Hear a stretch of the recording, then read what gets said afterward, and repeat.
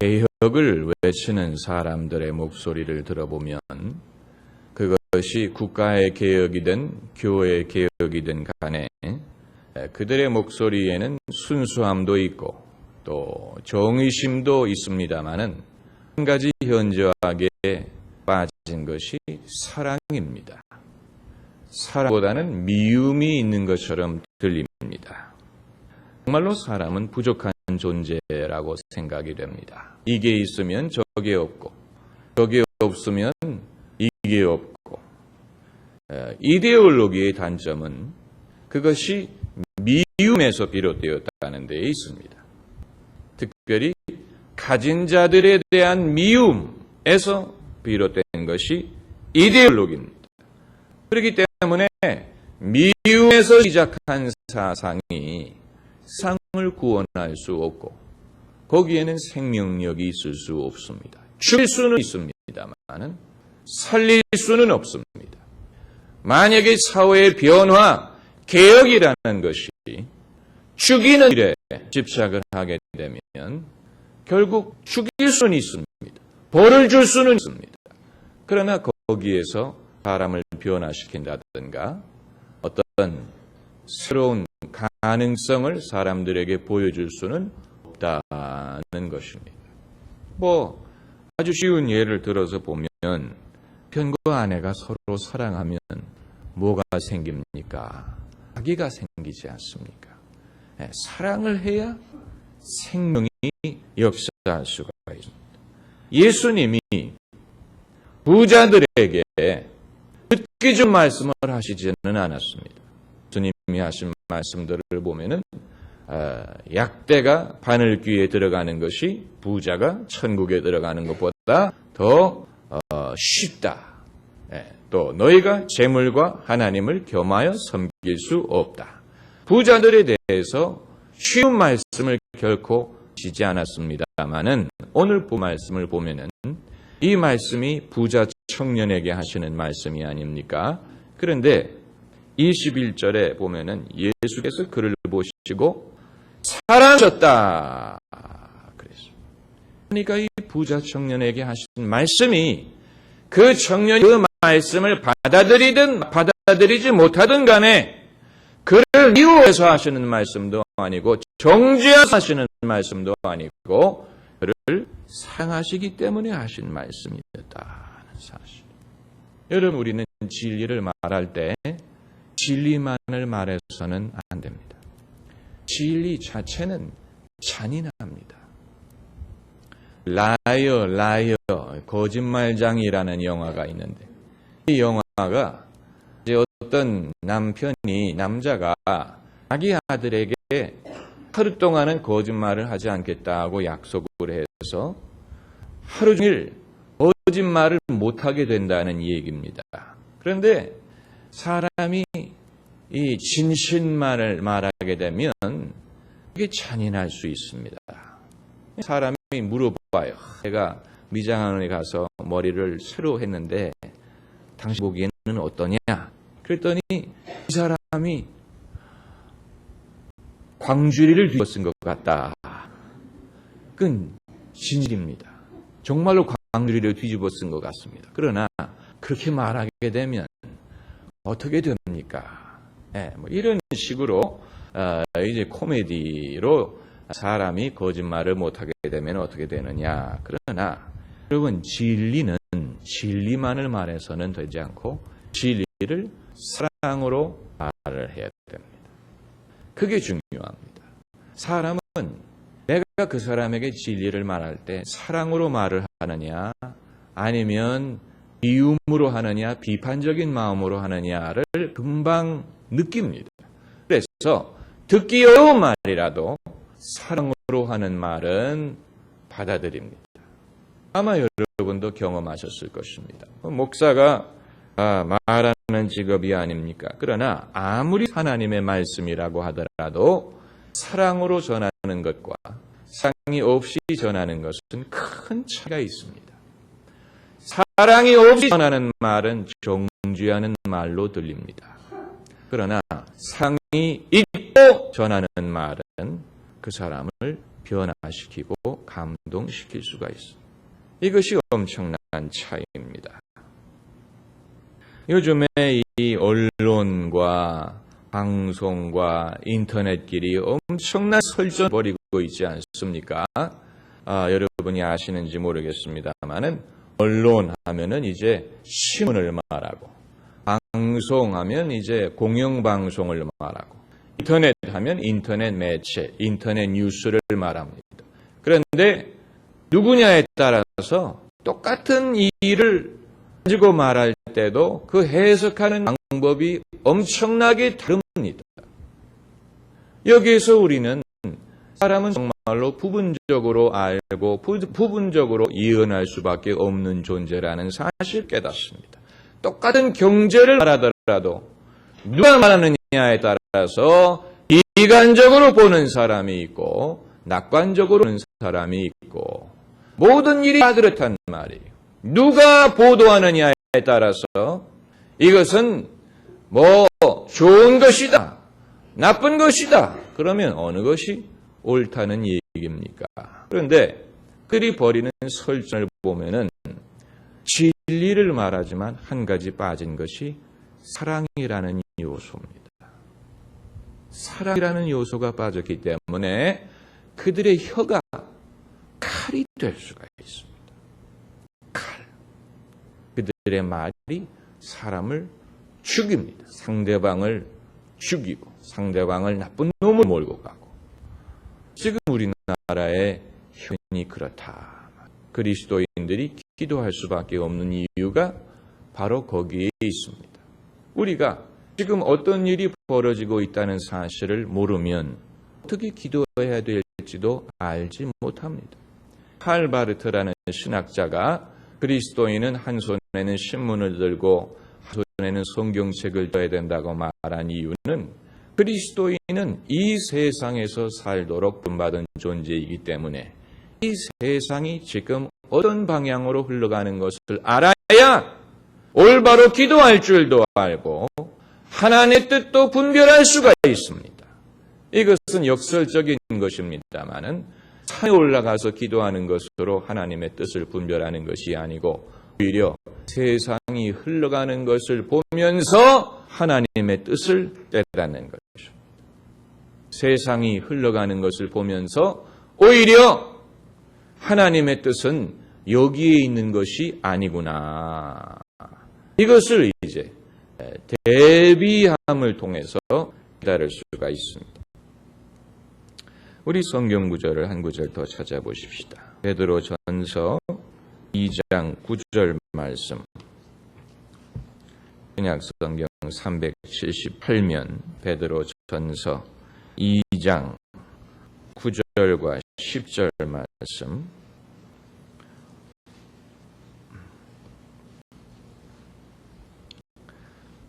이 2장 9절과 10절 우리 같이 읽으십시다. 오직 너희는 택하신 족속이요 왕같은 제사장들이요 거룩한 나라요 그의 소유된 백성이, 이는 너희를 어두운 데서 불러내어 그의 기이한 빛에 들어가게 하신 자의 아름다운 덕을 선전하게 하려 하심이라. 너희가 전에는 백성이 아니더니 이제는 하나님의 백성이요 전에는 긍휼을 얻지 못하였더니 이제는 긍휼을 얻은 자니라. 아멘. 사람은 젊었을 때는 그의 진로에 대해서, 미래에 대해서 말을 해주는 사람들이 많지만 중이 돼서는 그런 말을 해주는 사람들이 별로 없습니다. 젊었을 때는 자기의 진로에 도움이 되는 책들을 많이 사서 봅니다. 취업에 대해서라든가 유학에 대해서라든가 자기 개발에 대해서라든가. 그러나 어느 정도의 나이가 되면 더 이상 자식 개발하려고 하지 않습니다. 오히려 젊은 사람들을 이제는 가르쳐야 되는 입장에 있다고 생각을 합니다. 그러나 여러분, 그렇다고 해서 사람이 나이가 들었다고 해서 내가 누구인가를 터득하는 것은 아닙니다.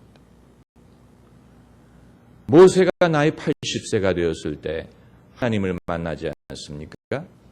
하나님을 만나는 자리에서 모세가 하는 질문이 내가 누구입니까? 라고 물어봤어요. 내가 누구입니까? Who am I? 아주 기본적인 진리입니다. 나이가 80 정도 되면은 이미 그것을 알았을 법한데, 모세는 하나님을 만난 자리에서 하나님에 대해서 물어본 것뿐만이 아니고 자기에 대해서 물어봤어요. 하나님의 이름이 무엇입니까? 라고 물어봤지만 동시에 나는 누구입니까? 이것을 물어봤다. 그러니까 80년 살면서 자기가 누구인가를 잘 몰랐어요. 그냥 사니까 사는 것으로 생각을 합니다. 사실 우리는 우리의 인생을 선택한 것이 아니기 때문에 사는 이유는 살기 때문입니다. 그러므로 왜 사느냐라는 질문을 하는 것이 어폐가 있는 이유는 우리가 선택할 수 있는 것이 아니기 때문에 내가 깨어나 보니까 살고 있었다. 그렇기 때문에 왜 사느냐 하는 질문을 하는 것이 어떻게 보면은 어폐가 있습니다만은 그럼에도 불구하고 내가 선택한 것은 아니지만 그럼에도 불구하고 내가 무엇을 위해서 살아야 되느냐를 사람은 알아야 됩니다. 짐승은 먹을 것이 풍족하고 또 자기의 삶의 환경이 보장되어 있으면은 뭐 별로 고민하지 않습니다만은 사람은 아무리 그 생활이 풍족하고 생활이 보장됐다 하더라도 그럼에도 불구하고 그의 마음속에는 질문이 없어지지를 않습니다. 예수님 하신 말씀에 삶이 떡으로만 살 것이 아니요 하나님의 입으로 나오는 모든 말씀으로 살리라. 이게 이제 그런 맥락에서 하신 말씀이 아닙니까? 그런데 내가 누구인가 하는 것을 우리는 이 관계 속에서 설정할 때가 많습니다. 관계 속에서 나는 아무개 엄마다. 또 나는 어느 회사의 직원이다.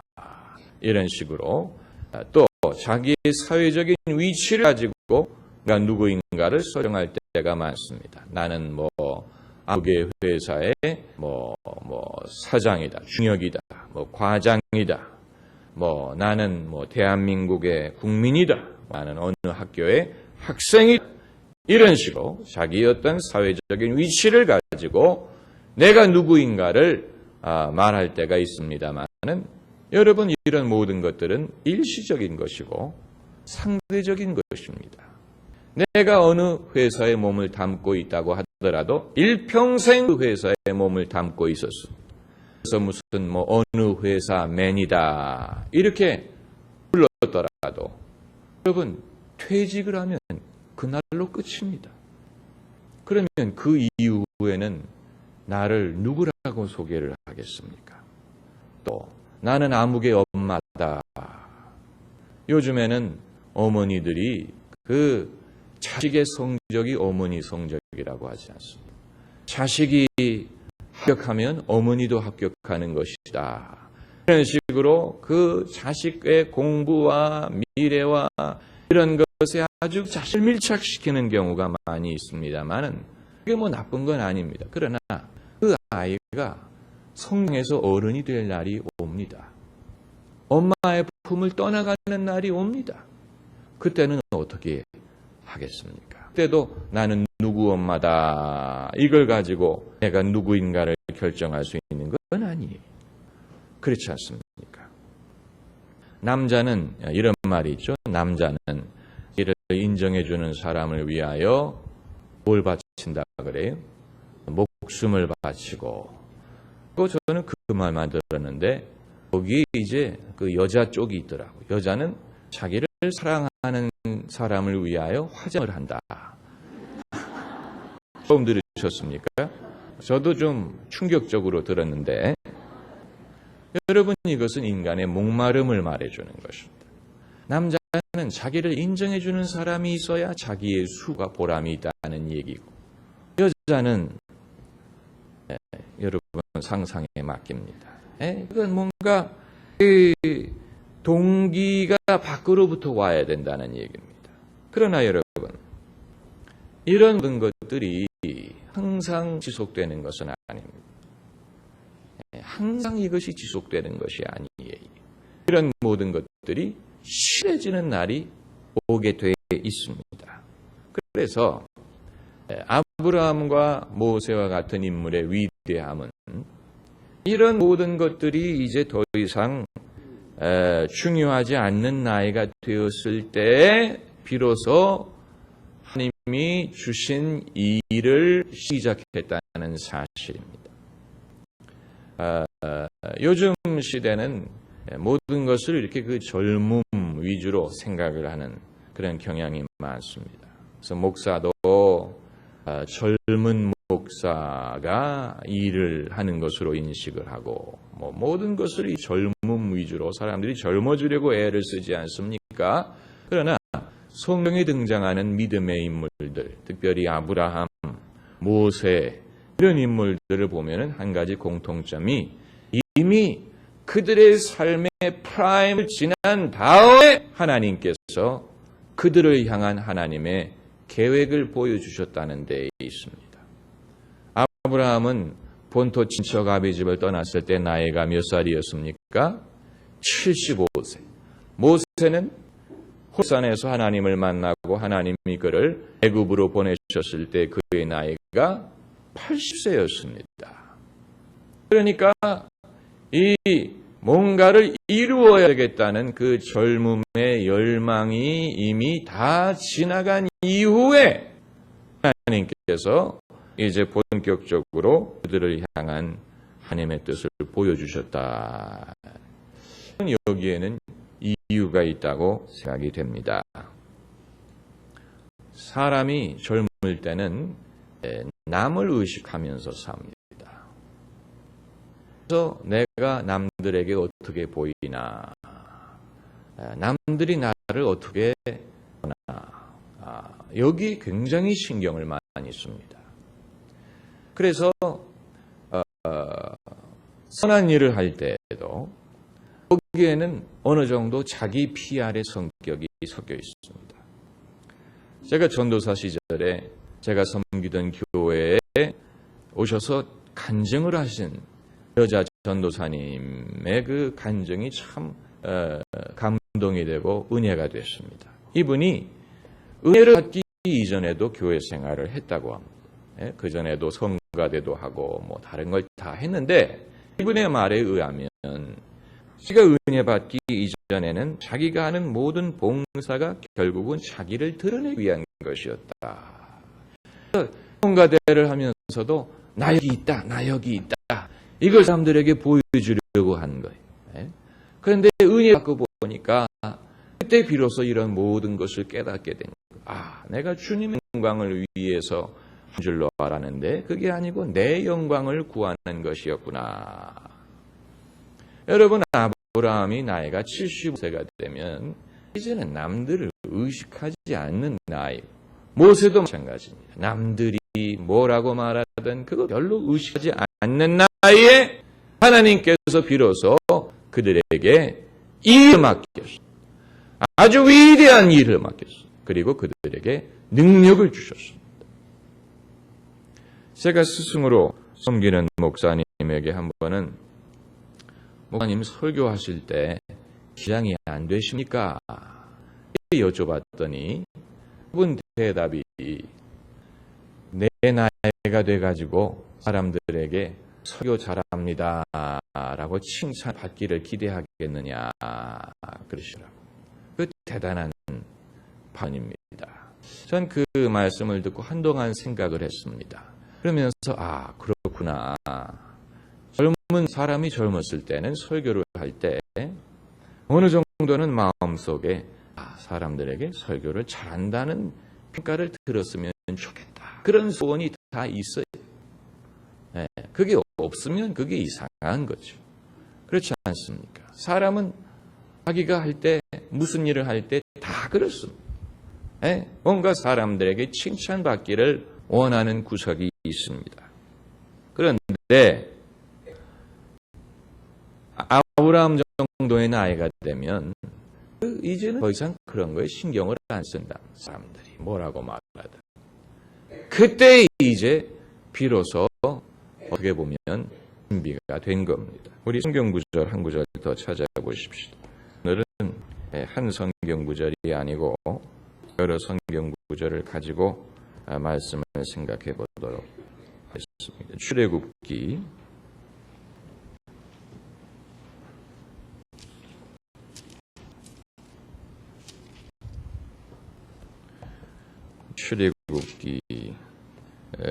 3장 말씀을 보십시오. 출애굽기 3장 구약성경 84면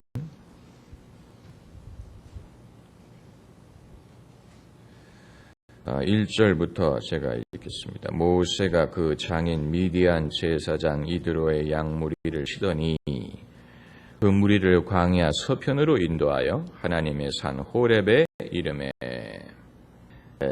남자에게 있어서는 사실 자신의 소유가 자신의 자존심입니다. 모든 남자에게는 그런 면이 있습니다. 뭔가 자기 것이라고 부를 수 있는 것이 남자에게는 필요합니다. 남자를 대우할 때는 그러므로 뭔가 자기 것이라고 부를 수 있는 것을 주어가면서 대우를 해야 그것이 그의 존엄성도 인정을 해주고 격려를 하고 남자로서 뭔가 그 의욕을 느끼게 하는 부분이 있습니다. 여성이 남자를 여성도 그렇습니다만 남자는 특별히 더 그렇습니다. 이런 면을 알아야 됩니다. 남자는 뭔가 자기 것이라고 부를 수 있을 때 거기에서 이제 뭔가 자존심을 느낄 수가 있는 것입니다. 그런데 모세에 대한 성경 구절을 보면은 자기 양을 쳤다고 하지 않고 그 장인 미디안 제사장 이드로의 양무리를 쳤다. 모세가 젊었을 때라면 이해할 수 있습니다. 아직은 젊어서 그렇지만 앞으로는 이제 자기 소유의 양무리를 갖게 되겠지. 그러나 이 나이가 되어서까지 자기가 치고 있는 양무리가 자기 것이 아니고 장의 것을 치고 있다. 그건 모세의 입장에서 보면은 상당히 좀 부끄러운 일일 수도, 창피한 일일 수가 있어요. 그렇지 않습니까? 우리가 성경을 읽을 때 그런 것을 이제 봐야 됩니다. 그 무리를 광야 서편으로 인도하여, 이 광야 서편이란 말은 끝이라는 뜻입니다. 광야의 끝쪽으로 인도했다는 말이에요. 왜 광야 끝으로 인도했는지는 우리가 알 수 없습니다만은 풀을 찾아서 움직이다 보니까 이쪽에 풀을 다 양들이 먹으면 또 풀이 있는 곳으로 이동을 하고 이런 식으로 이동을 하다 보니까 광야 끝까지 가게 됐습니다. 광야 끝까지. 그래서 하나님의 산 호렙의 이름에 그 산이 하나님의 산이라는 것을 안 것이 아니고 이것은 이제 이후의 관점에서 기록을 한 거예요. 거기에서 하나님이 나타나셨기 때문에 하나님의 산 호렙이라고 부른 겁니다. 마치 베델이란 지명과도 같아요. 그 땅이 원래 이름이 베델이었던 것이 아니고 하나님을 만난 다음에 이름을 하나님의 집에서 베델이라고 바꾼 겁니다. 그래서 2절을 보면은 여호와의 사자가 떨기나무 불꽃 가운데에서 그에게 나타나시니라. 그가 보니 떨기나무에 불이 붙었으나 사라지지 아니하는지라. 이에 가로되 내가 돌이켜 가서 이 큰 광경을 보리라. 떨기나무가 어찌하여 타지 아니하는고 하는 동시에 여호와께서 그가 보려고 돌이켜 오는 것을 보신지라. 하나님이 떨기나무 가운데서 그를 불러 가라사대 모세야 모세야 하시매 그가 가로되 내가 여기 있나이다.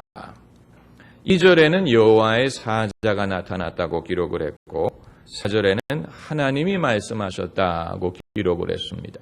구약 성경에는 적어도 구약 성경에는 하나님이 사람에게 현현하실 때 하나님이 직접 현현하시기보다는 천사의 모습을 통해서 현현하신 경우가 많았습니다.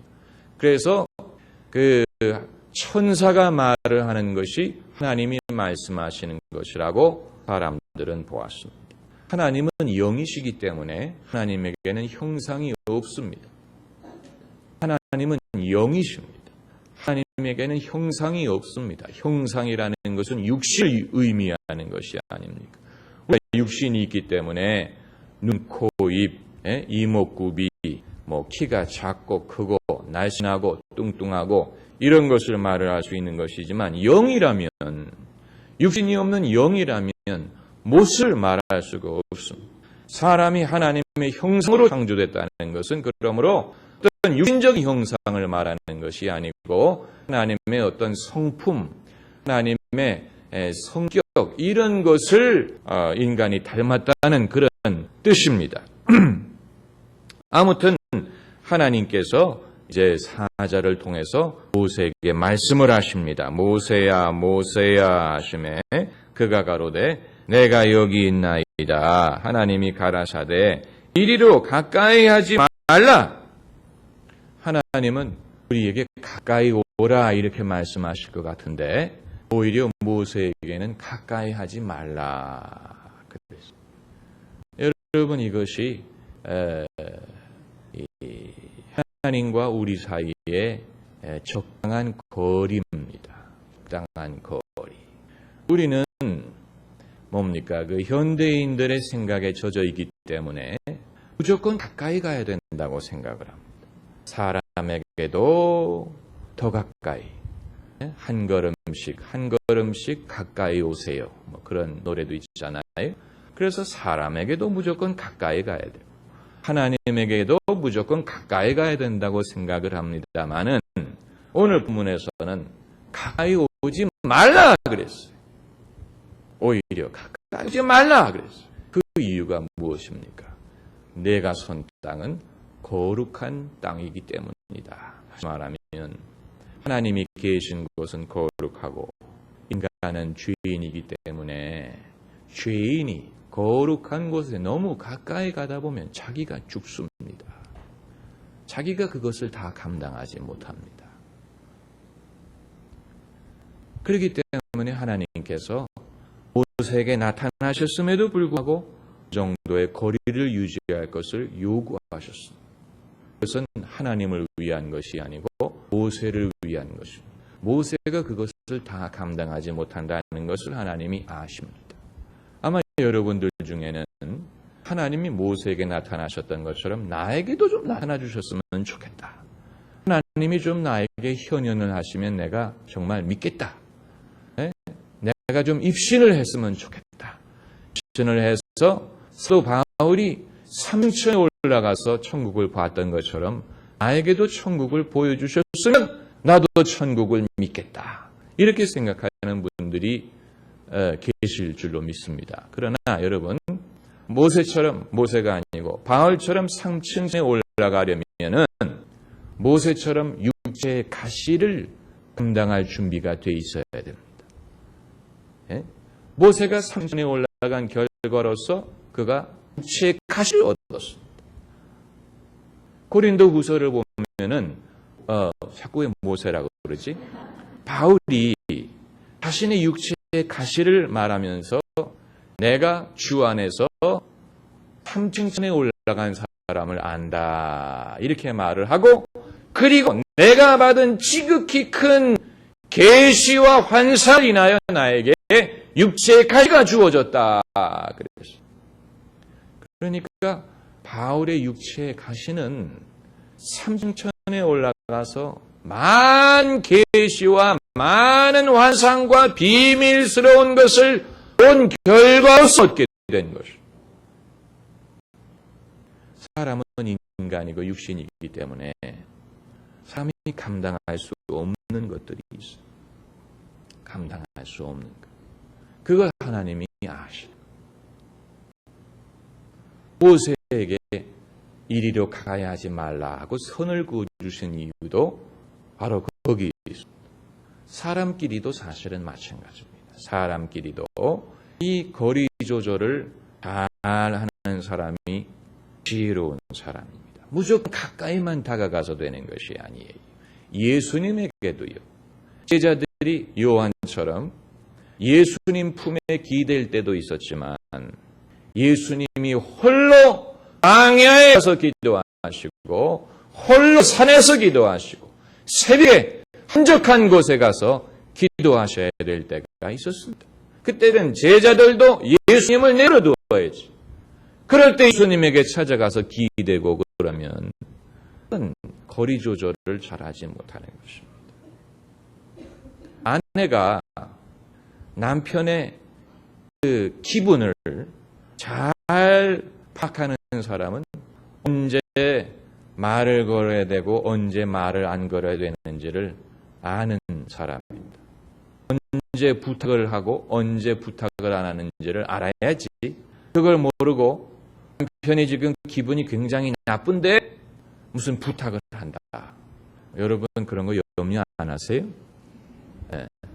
그게 이제 거리 조절입니다. 거리 조절. 그래서 상황을 잘 파악을 해서 요때는 좀 내버려 두는 게 좋겠다. 좀 피곤해 보인다. 아니면 요때는 내가 좀 더 가까이 나가야 되겠다. 좀 위로를 해줘야 되겠다. 이제 이게 모든 인간은 관계는 다 그렇습니다.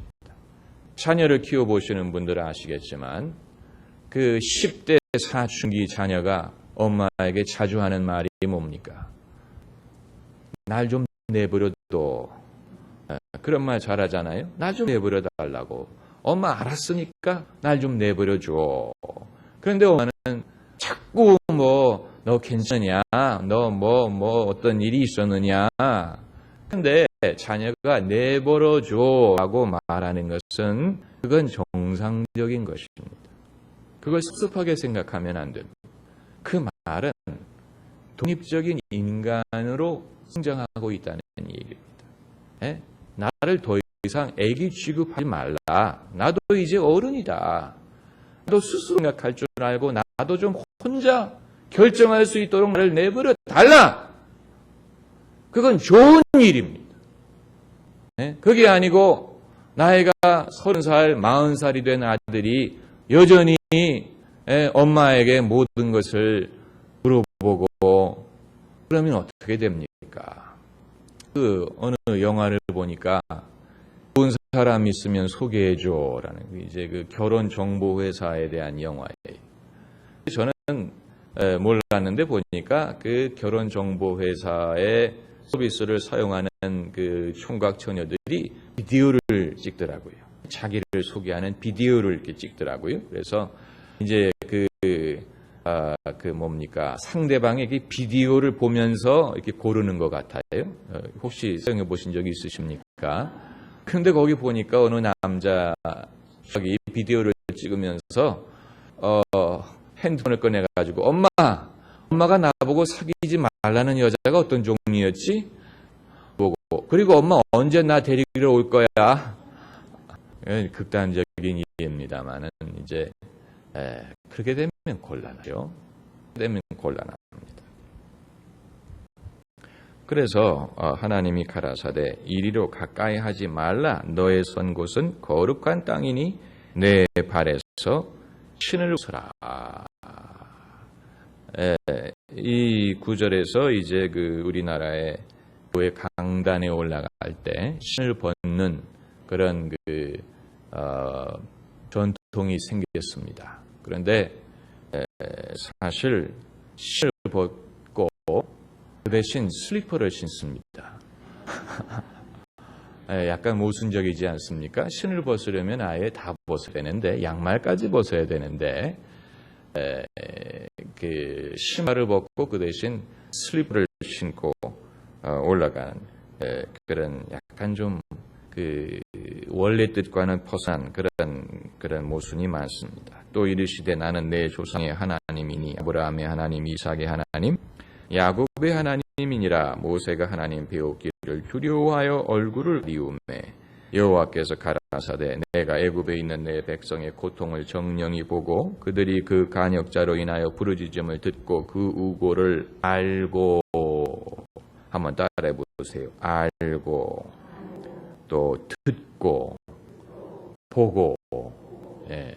하나님께서 당신의 백성들의 형편에 대해서 알고 계시고 보고 계시고 듣고 계십니다. 그 사실을 알아야 됩니다. 백성의 형편도 그렇고 개인들의 형편도 그렇습니다. 너희에게 이 모든 것이 있어야 할 줄 아시라. 하나님이 모르신 게 아닙니다. 우리가 하나님에게 기도하는 이유는 하나님 모르시기 때문에 알려주기 위함이 아니고 이미 알고 계십니다. 그럼에도 불구하고 구하라 했기 때문에 구하는 것. 하나님이 알고 계세요. 이미 알고 계세요. 우리에게 필요한 것이 무엇인지를 하나님 아세요. 우리보다도 더 잘 알고 계십니다. 나는 내게 유익한 것이 뭔지 모릅니다. 오죽하면 사람, 젊은이들이 진로에 대해서 고민을 하고 책을 읽고 그 이유가 뭡니까? 내가 무엇을 하며 살아야 될지를 본인도 모르는 거예요. 내가 어떤 일을 하면 잘할 수 있을지 모르는 것입니다. 대다수의 사람들이 모릅니다. 나의 탤런트가 무엇이고 은사가 무엇이고 소명이 무엇이고 몰라요. 모르면서 사는 사람이 많습니다. 젊었을 때만 모르는 게 아니고 나이가 들어서 몰라요. 자신이 무엇을 위해서 뭘 하면서 살아야 될지 몰라요. 네. 모세도 몰랐어요. 언제 그것을 알게 되었느냐? 하나님이 알려주셨을 때 비로소 알게 됩니다. 하나님이 알려주신. 여러분, 우리도 이와 같은 경험이 필요합니다. 나이가 얼마든지 간에 그 차원에서 우리가 베드로전서의 말씀을 읽은 겁니다. 베드로전서로 다시 돌아가면은 베드로전서 2장 2절 말씀, 그 축복성 2절에 나오는 대목이 아닙니까? 오직 너는 택한 족속이요 왕같은 제사장이요 거룩한 나라 하나님의 소유된 백성. 그런데 여러분, 중요한 것은 하나님의 말씀을 읽어야 내가 누구인가를 말해준다. 하나님의 말씀을 읽어야 너는 이런 존재다 라는 말씀을 우리 들을 수 있습니다. 세상은 소위 겸손해야 된다는 명목으로 자꾸 우리를 누르려고 합니다. 너는 아무것도 아니다. 너는 부족한 존재다. 너는 아무것도 아니다. 이런 식으로 자꾸 우리를 누르고 부인하고 이런 식으로 말을 하지 않습니까? 그러나 하나님은 그런 식으로 우리에게 말씀하시지 않습니다. 2장 9절을 보면 오직, 따라해보세요. 오직 너희는 택하신 족속이요 왕같은 제사장들이요 거룩한 나라요 그의 소유된 백성이니. 한번 따라해봅시다. 택하신 족속이요 왕같은 제사장들이요 거룩한 나라요 그의 소유된 백성이니. 예, 이것이 이제 우리가 누구냐 하는 겁니다. 우리가 교회의 차원에서 누구냐, 그리고 개인 그리스도인이 누구냐 했을 때 여기 그 해답이 나와 있습니다. 택함을 받은 족속, 택함을 받은 사람들이다라는 말이고 왕같은 제사장이다. 이 말은 이제 제사장은 하나님과 사람 사이에 그 중간 역할을 하는 존재입니다. 제사장과 같은 역할을 하는 사람이 있어야 사람들이 하나님에게 돌아올 수 있습니다. 다리의 역할을 하는 사람들입니다. 하나님과 사람 사이에 왕 같은 제사장, 멜기세덱 같은 사람이 왕 같은 제사장이죠. 다윗과 같은 사람도 그 제사를 드렸고 왕 같은 그런 역할. 그리고 그 다음은 거룩한 나라다. 거룩한 나라, Holy Nation. 그리고 그의 소유된 백성이니 그 말은 하나님 것이다. 나는 하나님 것이, 하나님 소유입니다. 우리가 하나님에게 돌아가는 이유는 하나님 것이기 때문입니다. 할렐루야. 이 땅에 살 때 하나님에게 속해야 세상을 떠날 때도 하나님에게 돌아가는 것입니다. 이 땅에 살 때 하나님을 알아야 이 세상을 떠날 때 하나님에게 돌아갈 수가 있는 것이지. 이 세상에 있을 때 하나님을 모르고 하나님에게 소속되지 않은 사람이란 그 사람은 잃은 영혼입니다. 그 사람은 잃어버린 영혼이. 이 땅에 있을 때 내가 하나님에게 소속되어야 합니다. 하나님 것이 되어야 합니다. 하나님 것. 이것은 상대적인 것이 아니고 또 일시적인 것이 아니고 상황에 좌우되는 것이 아닙니다. 나이에 좌우되지 않고 사회적인 지위에 좌우되지 않습니다. 그리하여 우리를 이렇게 부르신 목적은 이는 너희를 어두운 데서 불러내어 한번 따라해보세요. 불러내어. 이 부르심, 소명, calling이란 말이 바로 이런 뜻입니다. 하나님이 우리를 부르시는 거예요. 아무개야, 모세야 부르시는 것처럼, 아브라함아, 엘리야야 부르시는 것처럼 하나님이 우리를 불러내었습니다. 어디에서 불러내었습니까? 어두운 데에서 불러내셨습니다. 우리는 다 어두운 글 속에 숨어있는 사람과 같았습니다. 그런데 주님께서 불러내신 당신의 빛 속으로 불러내신 것입니다. 불러내어 그의 귀한 빛에 들어가게 하신 자의 아름다운 덕을 어떻게 하려 하심이라? 선전하게 하려 하심이라. 그러므로 그리스도인은 선전해야 될 책임이 있습니다. 선전. 그리스도인이 예수를 믿으면서 아무에게도 선전하지 않고 아무에게도 자기의 믿음을 광고하지 않고 알리지 않고 노출시키지 않고 자랑하지 않고 오히려 그것을 숨기고 부인하고 이렇게 하게 되면 그 사람은 선전하는 것이 아니에요. 그리스도인은 선전해야 될 사명이 있는 사람입니다. 피할 것은 피하고 알린 것을 알린다고 하는데 PR을 해야 될 필요가 있습니다. 예수님에 대해서 PR을 할 필요가 있습니다. 교회에 대해서 PR을 할 필요가 있습니다. 복음에 대해서. 요즘처럼 기독교를 오해하고 곡해하고 또 비판하고 이런 사람들이 많지 않습니까? 둘러보세요. 많습니다. 이 세상에는 기독교와 교회를 미워하고 곡해하는 사람들 많습니다. 그렇기 때문에 제대로 믿는 사람들이 복음에 대해서 그게 아니다. 여러분 잘못 알고 있다. 예수님에 대해서 당신 잘못 이해하고 있다. 성경은 이런 지를 말하고 있다. 이걸 말해주지 않으면 모릅니다. 전하는 사람이 없으면 들을 수가 없습니다. 들을 수가 없으면 믿을 수가 없습니다. 믿음은 들음에서 납니다. 듣게 하기 위해서는 전해야 됩니다.